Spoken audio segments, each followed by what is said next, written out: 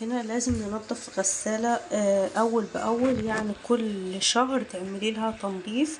هنا بحط نص كوباية من الخل وملح ليمون وكربوناته، معلقة كده، معلقة من ملح ليمون وكربوناته علشان تنظف الحلة حلو جدا. وكمان الكربوناته لو في اي ريحة في الغسالة مش مستحبة بتنضفها وبتخليها حلوة جدا.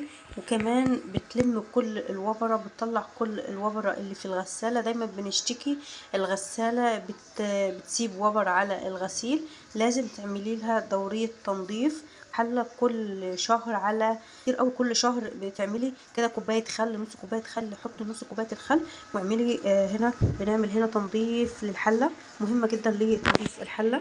هنا كده وتسيبيها تنضف كده معاكي الغسالة، هتنضف معاكي الغسالة وهتخليها دايما ريحتها حلوة. مش ريحتها لما بنفتح تفتحي الغسالة بتلاقي ريحتها مكمكمة، مش حلوة. ليه؟ بسبب ان في رواسب متخزنة في الغسالة. فمهم جدا ان انت تعملي لها دورة تنظيف كل شهر. وكمان هنا لازم ننظف الفلتر بتاع الغسالة على طول.